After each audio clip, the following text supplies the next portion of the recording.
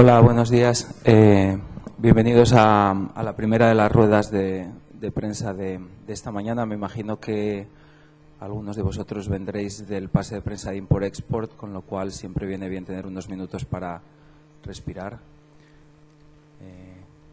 No veo muchos guiños de complicidad, así que me imagino que no la viste si yo estoy machacado. Pero tenemos aquí a Asger Leff, es el director de la película Ghost of City Soleil, que se pudo ver ayer en dos ocasiones. Una película que a mí me pareció potentísima, muy interesante, muy convincente en cuanto a reflejar la realidad social de un barrio que creo que es inimaginable para cualquiera de nosotros. Y también en fin, no sé, yo me imagino que tendréis muchísimas preguntas para hacerle. Podríamos comenzar por la primera, de cómo es posible entrar allí con una cámara y salir vivo.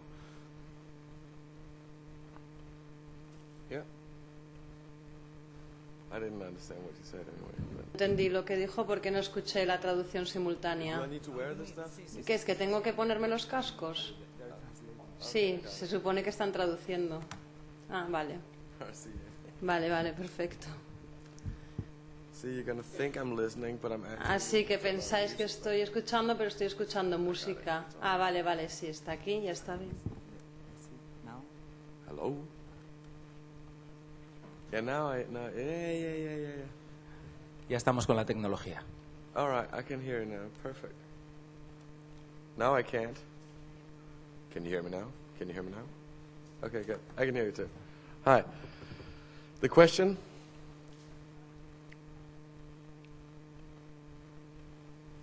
Yeah, that's a good question. Sí, una buena pregunta. ¿Cómo puedes salir vivo de Cité du Soleil? Bueno, ¿sabes? En este momento en la vida de estas bandas, que bueno, parecía que estaban con sus espaldas contra la pared a principios de los 20, pensaban todos que iban a morir. Y que el tío que lideraba, bueno, la banda también estaba a favor del presidente del país y pensaba que iba a tener que pagar un precio por ello. De alguna manera querían contar una historia. En el momento en que yo tuve la idea de hacer esta película, de rodar, pensé, bueno, queremos contar esa historia de ese distrito, de ese barrio, así que tenemos que entrar con una cámara.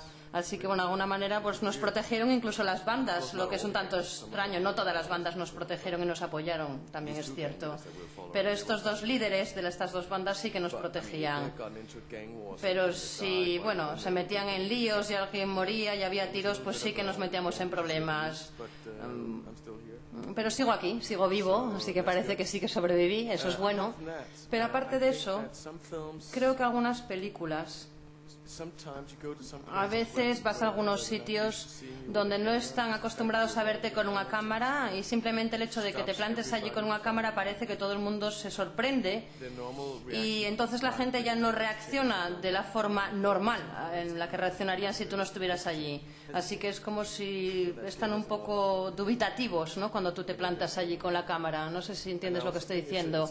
Y también pienso que es una comunidad negra, un gueto negro, donde de repente nosotros llegamos allí, somos de piel blanca y bueno, pues también fue un shock, ¿no? Sí.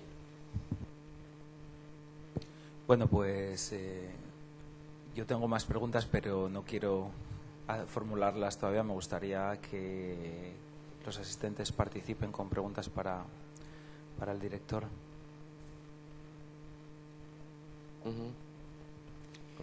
Supongo que con los personajes hubo un proceso de conocimiento y confianza que debió durar bastante antes de que se dejaran grabar de una forma tan cotidiana. Me gustaría saber cómo fue ese proceso. Sí, es interesante. Yo conocía estas bandas, su existencia y la situación histórica que se estaba dando en aquel momento. Y sabía que si podía acceder a estas bandas, podía tener una idea de lo que sería la historia perfecta, real. Bueno, cómo estas gentes, bueno, se enfrentaban a elecciones, estaban enfrentándose a la muerte. Tenía que entrar allí y estaba convencida de que había una historia fantástica que contar. Y escuché, bueno, la asistencia de estos dos hermanos incluso antes de llegar allí, porque un periodista, un fotógrafo serbio, había estado allí durante 3 meses, ya los conocías, y Lily, una chica francesa que también está en la película, fueron las únicas personas que estaban allí moviéndose entre estas bandas y eran amigos de estos líderes de las bandas, habían incluso hecho fotos de estas bandas durante unos 3 meses, creo. Y bueno, pues se familiarizaron con ellos, se hicieron incluso amigos. Y creo que, bueno, se ha acostumbrado a ese tipo de escenario, que también se da en Europa, en muchos distritos, con las bandas, las drogas, etcétera, etcétera. Y de alguna manera, pues comprendieron el lenguaje que hablaban. Y eso abrió una ventana para todos nosotros. Yo escuché que Miles había estado allí, conocía la asistencia de estos dos hermanos y les contacté a través de Miles Village. Y bueno, entonces ese entorno de confianza ya estaba ahí antes de que yo llegase, de alguna manera. Comenzamos a entrar con cámaras pequeñas, luego con cámaras más grandes. Y en aquel momento, bueno, pues realmente estaban encantados de que estuviéramos allí y estaban deseando contar su historia.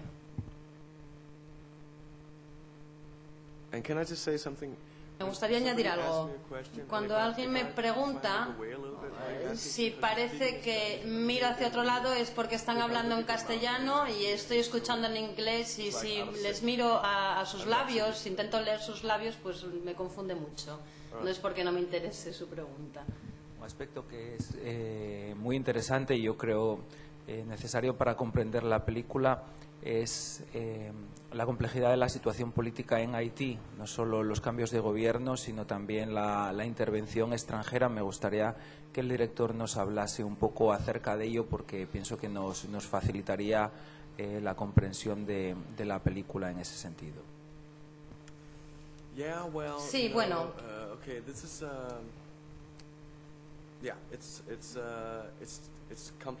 Es compleja la situación y entiendo que necesitéis familiarizaros más con ese marco, con ese entorno, pero tengo que decir que para mí siempre fue una historia, simplemente una historia personal, humana, de dos hermanos en una situación imposible. Es una historia universal, común a todos, de estar en un suburbio, en un barrio, y que la gente, los líderes del poder te utilizan. Eres como, no sé, alguien que está gobernando el país, pues está moviendo los hilos, las cuerdas de esa marioneta que eres tú. Esta es la historia. Y de alguna manera también pienso que en la película se refleja muy bien el hecho de que podría volver a filmar la misma película en otro distrito, en otro lugar del mundo. Serían nombres diferentes, partidos políticos diferentes, facciones o milicias diferentes, pero la historia sería la misma. Y eso es importante para mí decirlo. Sí, también es un documental histórico en algún momento, pero ese realmente es un marco que me ayuda a contar esa historia un tanto más universal. Los nombres pueden cambiar, pero la historia continúa siendo la misma. En esta película, además, intenté, para responder esta pregunta tengo que entrar en la manera en que cuento la historia, porque la manera que la cuento es muy tensa.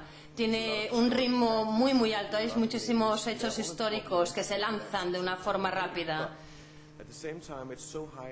De la misma manera tiene un ritmo tan alto que de alguna manera pierde la posibilidad de seguir la pista de quién es quién, porque no importa quiénes son estas personas, es la misma historia, es la historia real lo que quiero contar, que básicamente se trata de que todo más o menos comienza a tornarse alrededor de un bucle. Hay corrupción, hay utilización de las bandas, utilización de las personas, hay tiros. De alguna manera no importan los nombres, así que comencé con un ritmo muy muy alto, con todos estos nombres, estos hechos históricos, todos lanzándose de una manera muy muy ágil, y luego más adelante te vas acercando más a la historia personal, que es la verdad. Lo preguntaba en ese mismo sentido, puesto que la película viene a sugerir precisamente que que el gobierno cambia, parece, los que no conocemos muy bien la historia de Haití, tenemos la impresión de que el cambio puede significar algo positivo, pero la película nos sugiere de nuevo que las cosas van a permanecer igual. Yeah, absolutely. Sí, That's right. sí. But that doesn't mean I'm still going to answer your question. Pero no significa que no voy a responder a tu pregunta. You know, I'm just gonna, Todos los aspectos políticos. of course, it's also Bueno, porque document. también es un documental importante de una época determinada, un marco determinado que nadie había hecho nadie un documental al respecto. En este país, el gobierno y el presidente de aquel momento estaba utilizando las bandas y los distritos a modo de ejército secreto. En muchos lugares observamos la presencia de las bandas que se utilizan también por motivos políticos, como por ejemplo en Río o en San Paulo, por ejemplo. De alguna manera hay mucha gente que está moviendo los hilos de esas bandas, pero son con razones políticas, los utilizan como ejércitos secretos. Esto es increíble. A mí me alucina esto. Y creo que era una historia importante que había que contar. Porque todo el mundo en el mundo pensaba que el presidente Bertrand Arsaig, que estaba liderando el país, era un personaje fantástico, un sacerdote excomulgado, es católico, pero que seguía siendo una buena persona. A todo el mundo le encantaba este tipo, y la realidad es que estaba utilizando a todos estos tíos de las bandas para que hicieran su trabajo por él. Yo no creo que puedes reivindicar ser ningún tipo de político limpio, entre comillas, si utilizas a estas bandas, si utilizas a estas personas. En ese sentido, creo que era importante ir entre bastidores de esa historia y contar la verdad, porque esto no es simplemente una historia periodística, no estoy intentando demostrar nada, es simplemente el hecho de la vida de estas personas. Estoy intentando descubrir lo que hay en la vida de estas personas y luego ver, mira, pues esto es lo que pasa. Es simplemente alucinante, a mí me sorprende. No demuestro nada, pero me sorprende.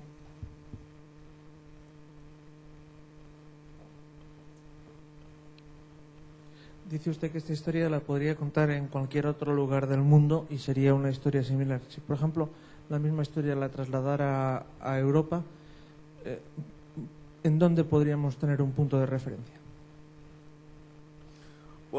Bueno, yo creo más o menos el mismo tipo de cosas ocurrieron en Belgrado, en Serbia, durante la guerra. No ahora mismo, pero en el momento de la guerra. Cuando Milosevic estaba en el poder. Bueno, yo no soy serbio, algunos amigos me contaron esto. Por ejemplo, Lonka Beric. Durante la guerra, por ejemplo, Milosevic utilizaba a los niños jóvenes que estaban en el colegio, organizaba incluso fiestas y utilizaba todas estas fiestas y estos niños del colegio para distribuir drogas, porque entonces, bueno, pues los tenías atados porque tú le estabas dando la droga y mantenías el poder dentro de esa ciudad, lo que era necesario para Milosevic para poder seguir enviando a los niños a la guerra, para dominar esa presidencia de alguna manera. Milosevic sacó a mucha gente de las zonas del campo, les metió en las zonas urbanas y les dijo que se aproximasen a esos niños de los colegios para intentar conseguir niños de guerra, ¿no? Para la guerra, para que trabajaran para él. Y todos estos, por ejemplo, granjeros jóvenes que sacó del campo y los metió en la ciudad, pues estaban encantados de meterse en la ciudad. Toda esta gente perdió a sus familias, perdieron incluso el entorno donde habían crecido, le dio drogas a muchísimos de estos niños, a muchos de estos jóvenes. Esto es lo que hizo Milosevic, esto es Europa, y esto ocurrió en Belgrado. También se ve en África, en el Congo, donde vemos, por ejemplo, los niños de la guerra, que también son utilizados por los gobernantes. En algún momento incluso los niños asesinan a sus padres en primer lugar y luego pues les alimentan con drogas y con muchas otras artimañas para seguir manteniendo el gobierno. Y eso creo que es horrible, es atroz. Así que ocurre en muchísimos sitios. But What's really also the story Pero is, lo que también es la historia de todo more than this esto abuse, it's more than this abuse, it's also just the es fact más that que este abuso del poder. you're in a slum. Es que tú estás en un distrito pobre, no tienes nada. It's a place of 500,000 people. Y Cité de Soleil es un lugar con 500,000 de habitantes, no hay hospitales, no hay agua, no hay policía incluso. La policía no tiene nada que hacer aquí. Estos tíos no tienen derecho ni al voto, no votan. No tienen nada en este país, están perdidos. Y lo que pasa, incluso en con estos, por ejemplo, chicos que viven en estos distritos, en los Bronx, en Detroit, en los Estados Unidos, ¿no? Sienten que no pueden, no tienen poder de cambiar nada, no tienen trabajo, no tienen un lugar en la sociedad, son los que acaban entre rejas. Entonces, de alguna manera, piensan, ¿qué van a hacer? Pues durante un breve espacio de tiempo para sentir que son alguien. Entonces se meten en una banda y hacen algo por la banda, y esto pasa en todo el mundo, por estas pandillas, ¿no? Y nosotros nos sentamos cómodamente y los enjuiciamos, pero la enfermedad no son las bandas en sí mismas. La enfermedad y lo que obliga a estos chicos en todo el mundo a convertirse en seres violentos y asesinos. Por ejemplo, nada se ha hecho, por ejemplo, en la ciudad de Soleil, ¿no? Incluso a día de hoy, después de la película. Yo crecí en Dinamarca, un país rico, ¿no? ¿Dónde estaría ahora si tuviese 22 años y no tuviese padres, no tuviese un trabajo, no tuviese oportunidad de conseguir un trabajo nunca? Ni comida, ni dinero, ni nada. Y alguien me diese una pistola y diría, bueno, tú puedes ser alguien durante un tiempo, tendrás un poquito de poder y harás dinero, y tendrás comida, y tendrás alimentos. ¿Tendría yo ese valor moral, esa actitud moral para decir no? ¿Una guía espiritual que me mantuviese alejado de este entorno? No lo sé si contaría con ello. Sí, mi pregunta es si cuando comienza el documental ya tiene planificado el ritmo acelerado que se expresa en el mismo, o si eso es posteriormente en el montaje, una vez que ya ha reflexionado las imágenes que ha grabado y las ha meditado.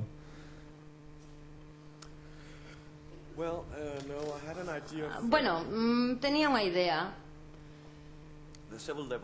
de los niveles diferentes. En primer lugar, quería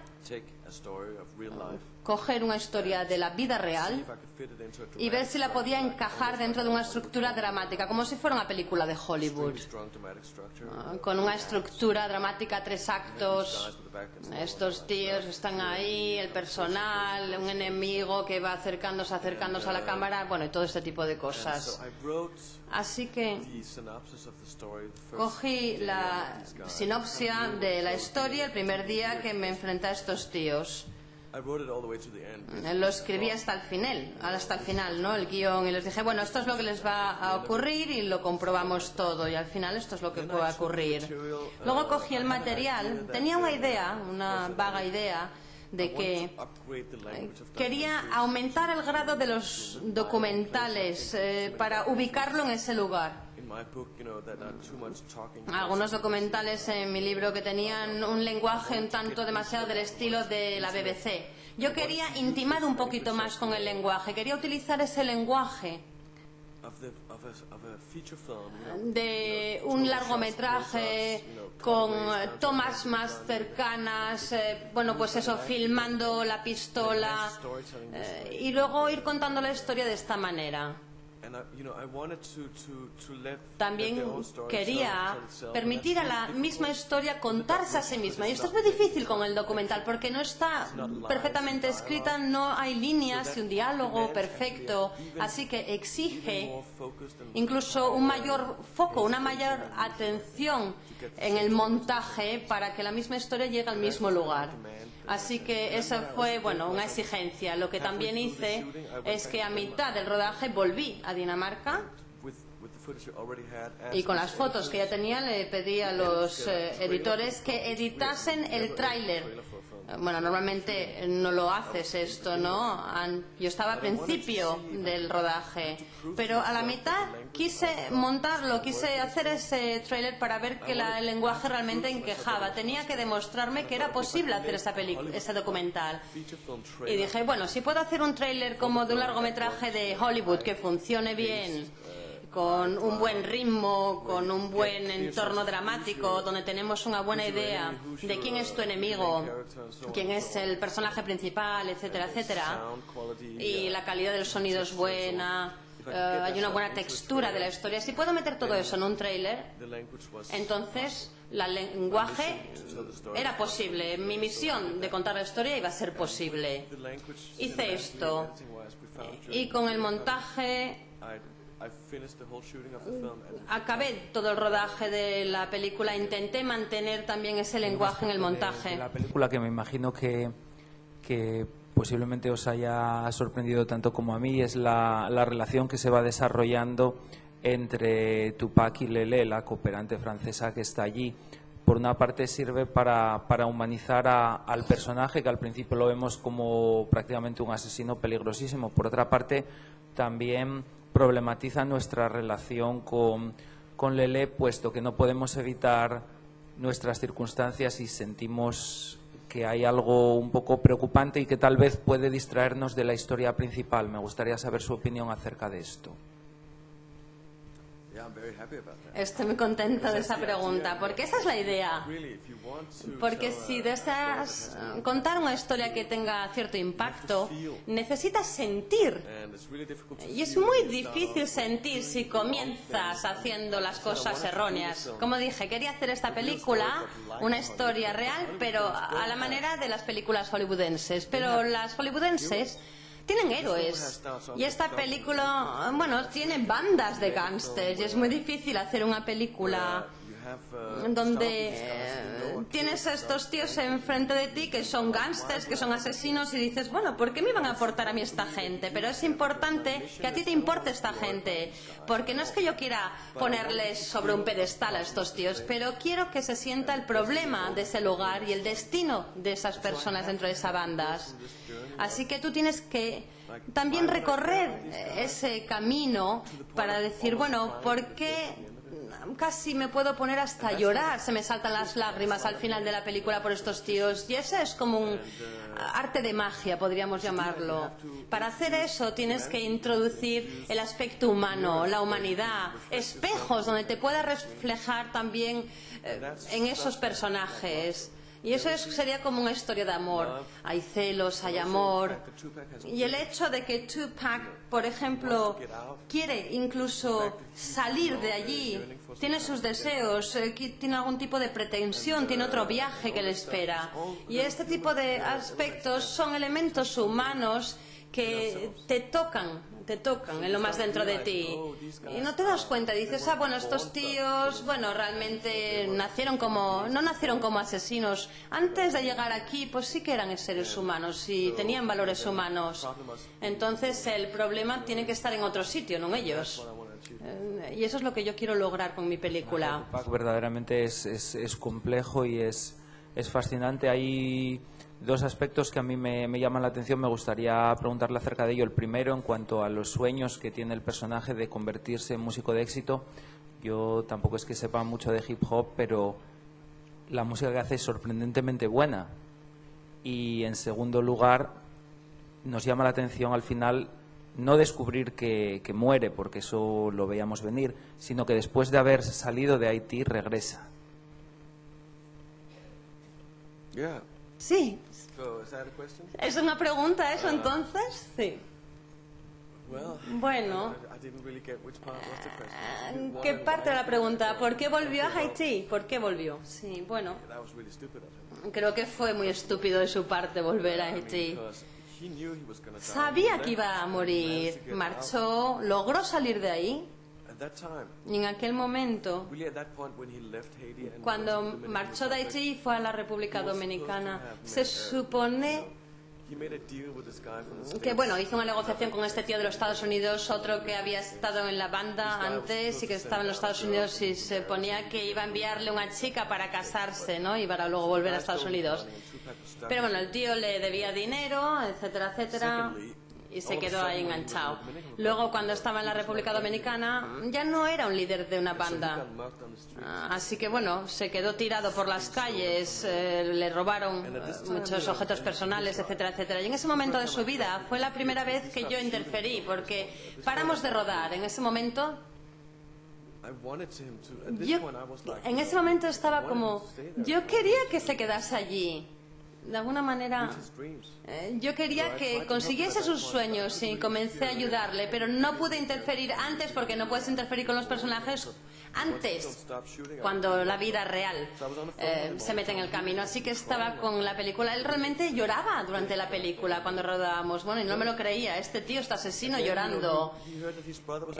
Y luego, bueno, se enteró de que el hermano había salido de la cárcel y que otros miembros de la banda querían matarle, porque aunque estos dos hermanos se iban a matar el uno al otro, o yo pensaba, y ellos pensaban también que se iban a matar el uno al otro, pero cuando marchó y escuchó todo lo que le había pasado a su hermano, que estaba en peligro, etcétera, etcétera, bueno, y yo creo que todo el mundo sabe que los hermanos son hermanos y los vínculos de sangre son muy fuertes, y cuando volvió a Haití, bueno, pues 3 semanas más tarde murió. Y dijo algo que fue muy interesante antes. Dijo que o él o Billy, si les asesinaban, todo el lugar iba a explotar en violencia. Y yo realmente no entendí lo que quería decir, pero luego cuando le asesinaron, el 3 de septiembre del 2004, su hermano me llamó. Yo estaba en Dinamarca. Billy me llamó por teléfono y dijo, bueno, que el hermano estaba desangrándose, que le habían, bueno, pegado un tiro, pero como no había hospitales ni ambulancias, nada, bueno, pues estaba desangrándose hasta la muerte. Así que falleció aquella noche y tuvo razón. Todo el lugar explotó en violencia con su muerte. Así que, bueno, las bandas incluso mataron a 9 policías ese día. Bueno, toda la capital acabó en llamas. Es una capital de 2,5 millones de habitantes. Y bueno, durante el siguiente año y medio, pues, fue un sitio ocupado por estas bandas. Estos dos tíos, estos dos hermanos, les gustase o no les gustase a los demás miembros de la banda, eran un poco menos locos que los jóvenes, ¿no? Que los más jóvenes. Así que de alguna manera pues mantenían quietos, parados, bajo control a estos todos chicos jóvenes de las bandas. Así que cuando él murió, pues todo explotó de alguna manera, ¿no? Saltó por los aires todo. Fue una locura. Yo quería preguntarle por la cercanía de la cámara. Da la sensación, teniendo en cuenta lo peligroso que era el lugar, de que ha sido muy valiente. O se acercó a ellos de tal manera que se convirtió usted también como Lelé en uno de ellos. No estoy hablando de participar en lo que ellos participaban, pero sí en uno más, porque mete la cámara hasta la cocina. Sí, bueno, tienes que acercarte, tienes que ir debajo de la piel de tus personajes, tienes que entrar dentro, tienes que sentir la vibración entre lo que están haciendo, diciendo, tienes que sentir la tensión en el estómago, tienes que leer entre líneas, que es lo que los separa de un documental. De que de alguna manera entras en esos personajes, no estás escuchando historias de una forma intelectual, tienes que sentir, así que tienes que acercarte mucho. Y me preocupaba acercarme demasiado también. Personalmente estaba esperando y justo al final me acercaba más, intentando hacer que ellos más o menos se rompiesen delante de la cámara, pero al mismo tiempo durante el rodaje, porque Milos, que estuvo conmigo durante los principios, Milos Lonkaveric, estaba ahí filmando. Es un concepto único. Si si quieres ahorrar dinero en el montaje, ¿no? Rodar así, pero Milos estaba rodando sin parar, sin freno. Era como, ahora vamos a rodar algo con vosotros. No, íbamos a rodar, rodábamos, había una cámara rodando de un lado al otro sin freno, desde que se levantaban hasta que se iban a la cama estos tíos. Así que, incluso si intentasen mantener una distancia con la cámara, tienes que rendirte en algún momento. Si eres un personaje de alguien que te está filmando sin freno, sin parar, en algún momento te tienes que rendir y dejar que te filmen, porque no te puedes mantener distante. Así que estos tíos tuvieron que colaborar con mucha rapidez y se abrieron y de forma honesta delante de la cámara. Incluso se olvidaron en algún momento de que estábamos rodando. Tienes que obligar a los personajes a que ya no piensen que la cámara está allí. Sí. Pero Milos estaba muy cercana a ellos también. De vez en cuando también les daba a ellos cámaras para que se grabasen unos a otros. Y yo seguía la idea de estar un poquito más en la distancia, pero acercándome cada vez más a medida que íbamos cogiendo tomas. A mí me gustaría preguntarle acerca... Bueno, pero... pasa. Si es posible, es que la pregunta va muy en la línea de la anterior. Yo una cosa que quería saber es si no le da miedo que el hecho de observar algo lo cambie. Entonces esté rodando una realidad distinta, que su presencia allí haya provocado cosas que no hubieran ocurrido a lo mejor sin estar él, y que lo que haya rodado sea eso, algo que no es quizás exactamente lo real, que él mismo quizás sin quererlo lo ha modificado. Sí, no estoy nervioso o demasiado nervioso, un poquito pero no mucho. No soy un cineasta documentales puritano, ni mucho menos, ni me veo como tal. Me veo como un cuentahistorias, y esta es una historia real y verdadera.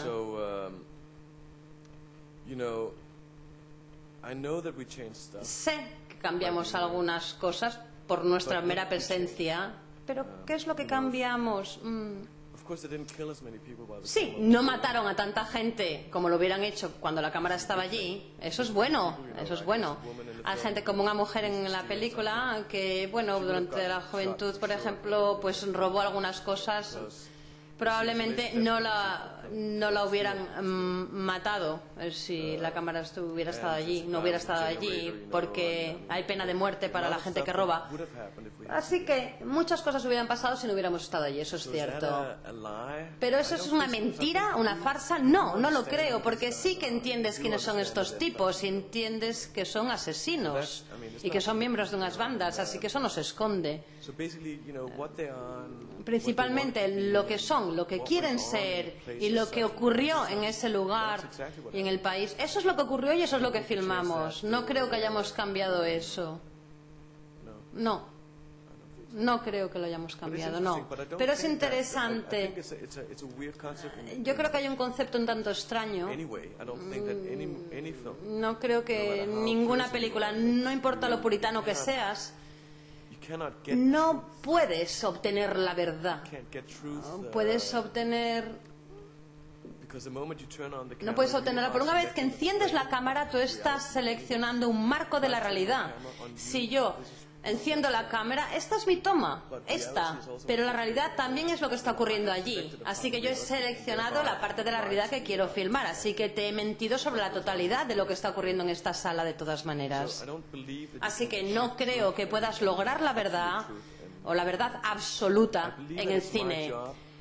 Es mi trabajo, por otra parte, en este tipo de películas, intentar darte un dibujo tan cercano a la realidad como sea posible. Y en ese sentido, un cineasta de documentales, por ejemplo, cuando manejamos el sonido, cuando alguien, por ejemplo, está filmando una banda justo al lado tuyo, confía en mí, el sentido del sonido es tan increíble que es que te paraliza incluso el miedo al escuchar ese sonido de esos tiros.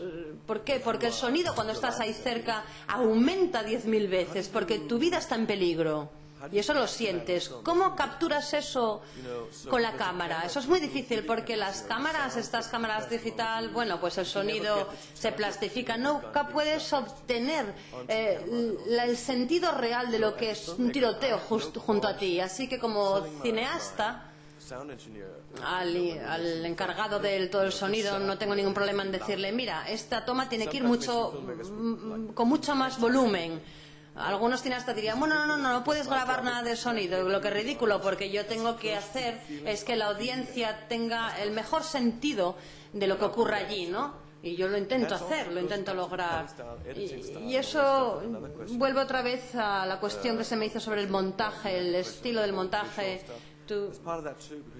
Es parte de esto también, porque tienes que hacer que la gente sienta que está ahí. Y hay tantas imágenes que es caótico estar allí de alguna manera.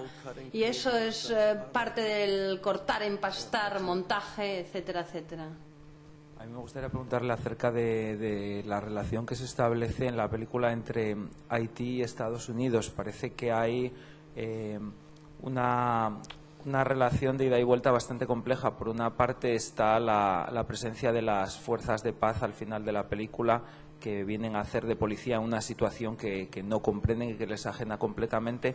Por otra parte, indirectamente a mí me llama muchísimo la atención la influencia tan grande que tiene la cultura norteamericana en el barrio en cuanto al modelo que siguen, el modelo de hip hop y de gangster rap, que en Estados Unidos puede ser más o menos real, pero tiene un punto de ficción, de glamour, etcétera, pero que para la gente del barrio es un modelo, a mi entender, muy, muy nocivo, puesto que ellos lo toman al pie de la letra y lo amplifican. Entonces me gustaría saber un poco su opinión acerca de esto y si intentó realzar esos aspectos a la hora de editar la película.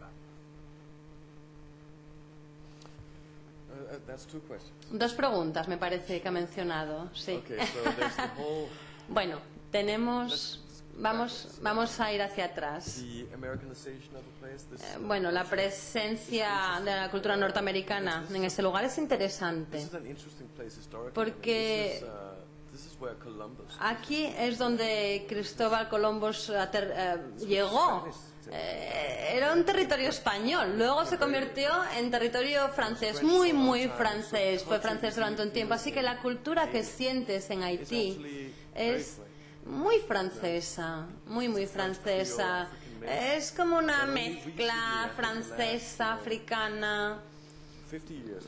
Slowly but surely. Pero poquito a poco, gradualmente, en los últimos 50 años, pero muy, muy despacito se comenzó a americanizar. Sí que es verdad que hubo ocupación militar de los Estados Unidos de Haití, pero realmente eso no lo cambió mucho. Yo creo que desde los 80 comenzó a convertirse en un territorio realmente norteamericano, porque de repente podían ver la televisión. Bueno, no los pobres en el campo, pero sí en la ciudad.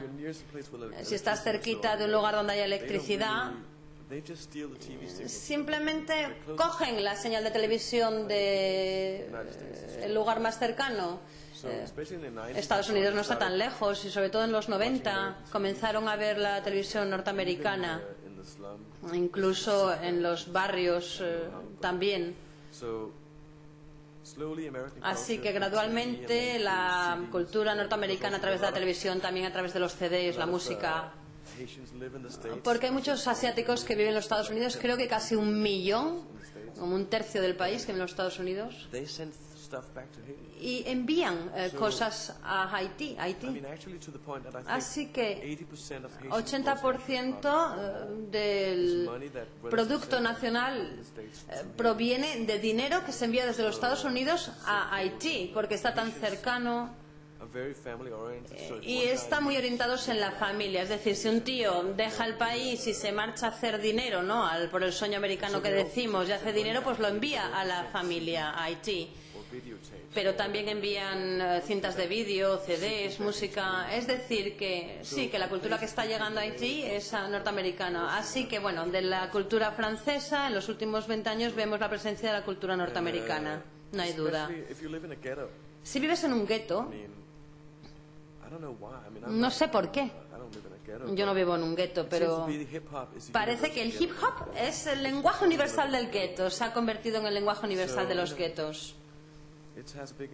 Así que tiene un impacto muy grande en estos distritos, en estos barrios. Y luego también lo que resulta un tanto sorprendente es que cuando yo comencé a ir a Haití a principios de los 80, esas confusiones políticas las veías en televisión, pero había dictaduras, sí, pero el país era estable, estaba equilibrado. Veías toda la confusión política, sí, en la televisión, pero bueno, las fábricas internacionales estaban fabricando productos, así que la economía parecía que estaba viva.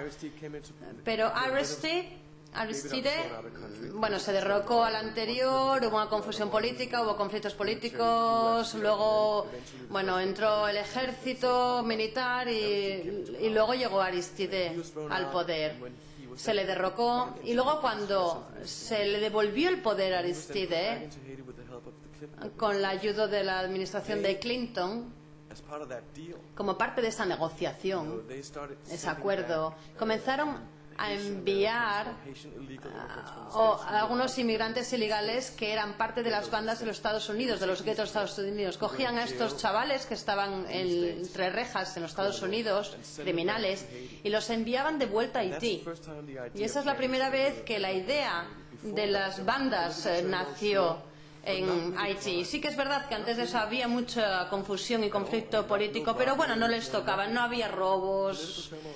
Sí, confusión política sí, pero crimen no. Era muy extraño. Así que a principios de los 90, mediados de los 90 es cuando comenzó a nacer y a vibrar esta idea de las bandas. Es como El Salvador, precisamente, son hijos de inmigrantes que crecen en ese contexto. Sí, absolutamente verdad. Y realmente da miedo. Y es como algo que abres una bolsa y nunca puedes volver a colocar las cosas dentro de la bolsa de la misma manera porque no la cierras, la bolsa. Estas personas que tenían una vida humana, que acabaron en este mundo de extorsión, etcétera, esto nunca había existido 20 años antes, no. Pero ahora sí, está ahí. Y ahora no puedes liberarte de ello. Así que eso se exportó. Tú hablas de la cultura de Estados Unidos interfiriendo en Haití o que tiene una influencia en Haití. La exportación norteamericana a Haití, el número 1 de producto exportado es el crimen. La película lo muestra, yo creo. ¿Alguna pregunta más? Se alargó un poco la rueda de prensa, pero bueno, tampoco es casualidad porque me hicieron llegar una nota de que... Es porque no he dormido durante 2 días, así que no me puedo limitar ahora para hablar. La conversación estaba resultando tan interesante que no necesitábamos abreviarla, y en relación con el segundo factor, que es que nuestro segundo invitado de hoy, el director Ulrich Seidel, se encuentra indispuesto, no puede venir a la rueda de prensa y se nos informará de si se hará mañana, si se incluye una tercera rueda de prensa. Entonces, en ese sentido, esta es la última, por eso se alargó un poco. Me imagino que todos hayan encontrado un montón de información interesante, no solo para sus medios, sino a título personal. Me gustaría pediros un aplauso para nuestro invitado por ser tan amable. Gracias. Thank you. Muchas gracias.